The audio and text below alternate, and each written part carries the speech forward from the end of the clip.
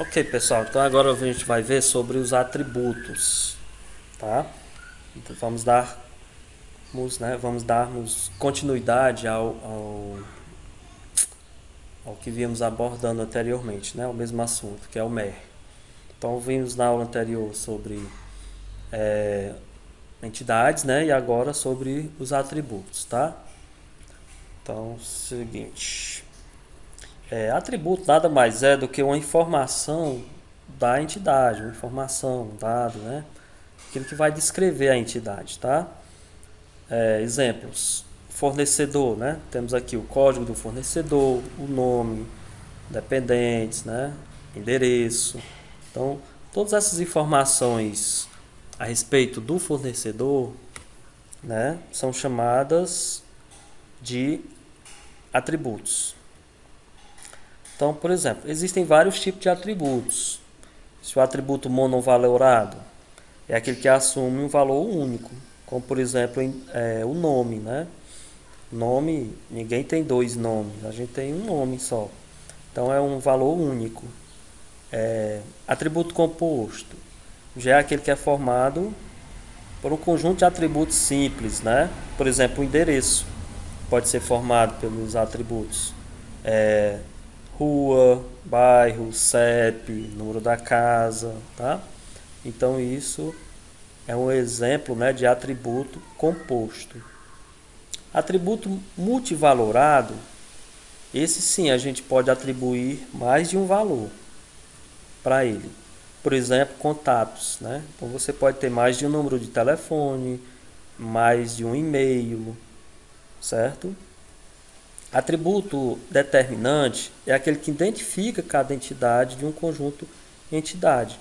Ele é chamado também de atributo-chave, né? Como, por exemplo, o código do fornecedor, código do funcionário, né? Se for na tabela funcionário, e assim por diante.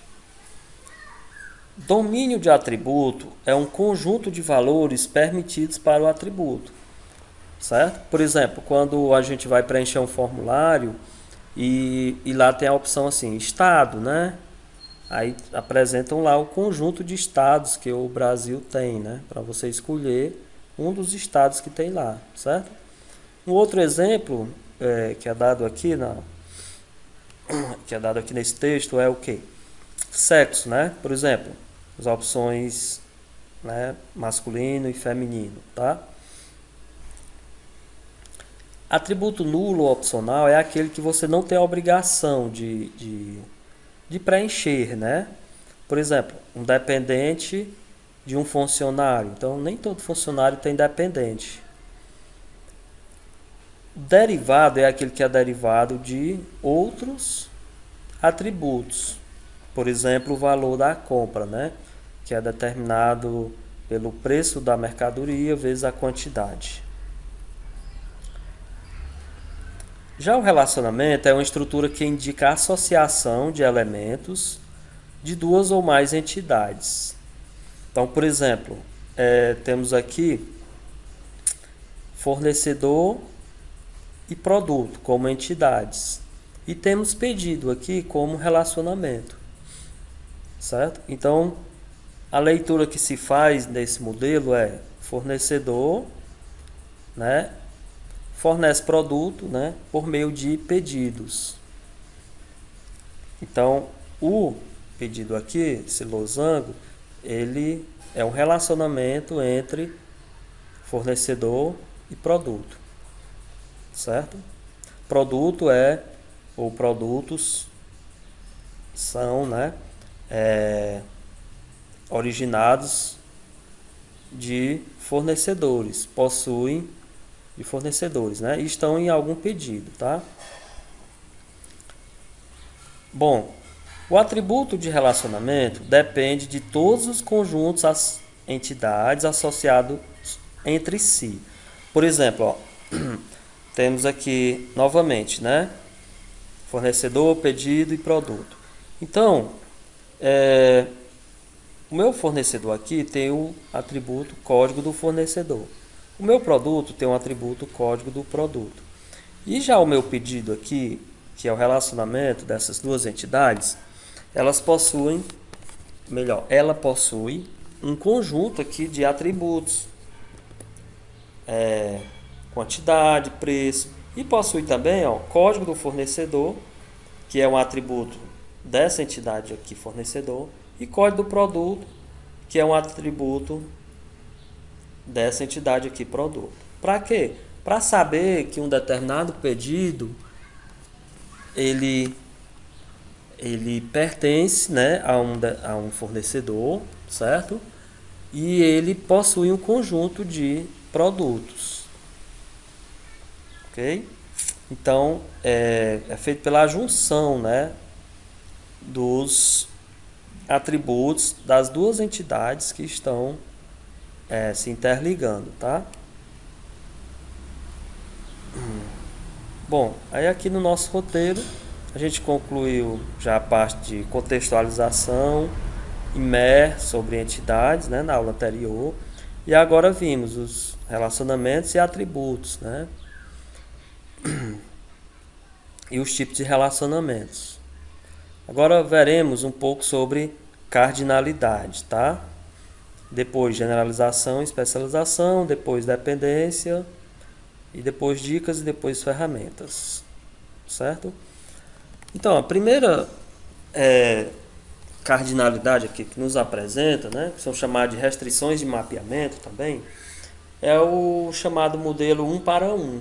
Quer dizer o quê? Que uma entidade está associada, no máximo, a outra entidade e vice-versa, tá? Vamos ver aqui um exemplo. Eu tenho aqui a minha entidade A e a minha entidade B. O meu conjunto entidade A ele possui, né, 3 objetos, né, A1, A2 e A3, que só podem se relacionar com um único objeto aqui do B. E o B também só pode se relacionar com um único do A, certo? Então, aqui é a relaçãozinha de conjunto, né, que vocês estudaram aí no primeiro ano do ensino médio, tá? Sobre conjuntos. Aqui um exemplo prático, né, que poderíamos mapear seria, por exemplo, então, funcionário gerencia departamento. Ou seja, o funcionário que gerencia um departamento, ele é um gerente, mas ele é um funcionário também, certo? Está com a função de gerente. Então, ele gerencia um único departamento. E esse departamento é gerenciado por um único funcionário, que é aqui o gerente. Então, aqui ó, é uma aplicação, né, do modelo matemático conjunto, que nós veremos aqui em banco de dados relacionais, né? Bom, a segunda cardinalidade aqui é chamada de 1 para muitos, que é uma entidade em A está associada a qualquer número de entidades em B, enquanto a entidade em B está associada a, no máximo, uma entidade em A. Vamos ver aqui o exemplo gráfico. Ó. Uma entidade A está associada a mais de uma entidade em B, a mais de uma, enquanto que o B está associado a uma única de A, certo? Então, o modelo de 1 para N, tá? Um exemplo aqui, ó, departamento, lotação, funcionário.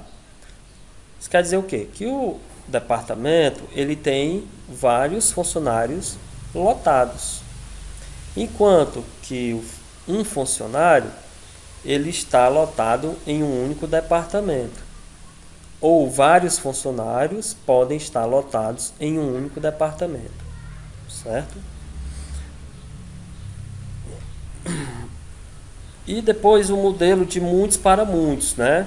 Que é uma entidade em A está associada a qualquer número de entidades em B e vice-versa, né? Então vamos ver aqui o modelo, ó, de N para N, ó, muitos para muitos, N para N. Ó, eu tenho aqui o objeto A1 sendo associado a mais de um objeto do conjunto entidade B e vice-versa, né? Conjunto objeto aqui B, um objeto aqui do conjunto entidade B está associado a mais de um objeto do conjunto entidade A. Então, um exemplo aqui, ó, temos funcionário trabalha em projetos. Vários funcionários podem trabalhar em mais de um projeto, em vários projetos, certo? Enquanto que o projeto possui, né, vários funcionários trabalhando. Tá, ok? Então é o modelo N para N. Projeto de chave, né? O que é a chave? É um conjunto de um ou mais atributos que, tomados coletivamente, permite nos identificar unicamente uma entidade no conjunto entidade. O que é a integridade de entidade? Nenhum atributo que participe da chave de um conjunto entidade deve aceitar valores nulos. Então isso quer dizer o quê? Dentre o meu conjunto de atributos, um vai ser a chave, vai ser aquele que identifica a entidade, certo? E a integridade de entidade é que ele não vai permitir o mesmo valor para mais de uma entidade, certo? Ou seja, não vai permitir a repetição, né, daquele valor. Por exemplo, o código de fornecedor lá, né, do Pedro, que é o F1, então, quando for um outro fornecedor, tem que ser um outro código e não o mesmo F1. Ok? Bom, aqui nós temos alguns exemplos, né, de chaves no modelo entidade-relacionamento, né? Como nós já vimos anteriormente esse modelo, né? Ele está destacado porque ele é sublinhado aqui, certo? Então, ele não se repete. Então, código do fornecedor, código do produto, certo? Ele não se repete. Bom, temos também o autorrelacionamento, que é o relacionamento entre a própria entidade, né? Então temos aqui uma entidade funcionário e ela possui um autorrelacionamento. Por exemplo, funcionário é gerenciado, né, por um funcionário. Funcionários são gerenciados por um único funcionário, que é o gerente. Então o gerente também é um funcionário. Um gerente gerencia vários funcionários, certo? É o chamado autorrelacionamento. Tá certo? Bem, temos aqui também a agregação, que é uma limitação do modelo entidade-relacionamento, é que não é possível expressar relacionamento entre relacionamentos. Então, por exemplo, funcionário trabalha em projetos, utilizando máquinas. Então, eu tenho que representar dessa forma, tá? Ou, melhor dizendo, eu posso representar dessa forma. Funcionário trabalha em projetos utilizando máquinas. Tá? Ok? Então, aqui, vimos até a cardinalidade, né? E na próxima aula veremos a questão da generalização e especialização, tá? Um abraço e até a próxima aula.